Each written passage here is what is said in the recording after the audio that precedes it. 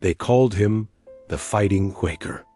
Nathanael Greene was a man who limped, suffered from asthma, and had never seen a day of combat. Yet, when the American Revolution seemed all but lost, George Washington sent him to face the Goliath of the British Army.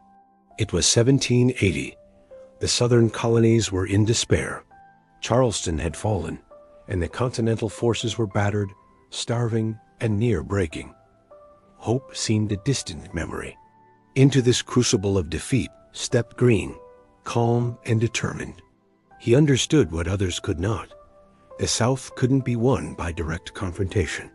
His army was too small, too exhausted, and too ill-prepared. But defeat did not mean surrender. Greene began what would become a brilliant and daring campaign, a masterclass in strategy, cunning, and endurance. He led his men in a calculated retreat through the Carolinas, moving like shadows through forests and across rivers. Every step, every decision was designed not to fight the British head-on, but to outmaneuver them, to frustrate them, and to bleed them dry. The journey was grueling. His soldiers marched for days with little food, racked with fatigue and disease. Yet Greene's unwavering spirit became their lifeblood. He walked among them, limping yet resolute, speaking words of encouragement and reminding them that victory could be seized not only with swords, but with the mind. The British, confident in their superiority, chased Greene relentlessly, only to find themselves ensnared in his web. He divided his forces, striking where least expected and disappearing when cornered. Like a cat toying with a mouse, Greene's army led the British across hostile terrain, turning the very land into a weapon. Every skirmish was a lesson, every retreat a trap.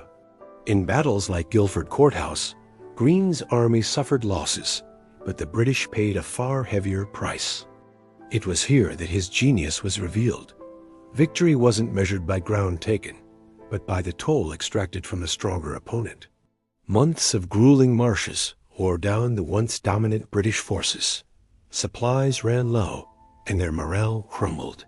By the end of his campaign, Nathanael Greene had accomplished the impossible. He had taken a broken army and turned it into an instrument of attrition. He proved that courage, intelligence, and determination could defeat even the mightiest foes. Against all odds, this limping, asthmatic, inexperienced man turned retreat into triumph, outwitted the greatest army of his age, and etched his name into history.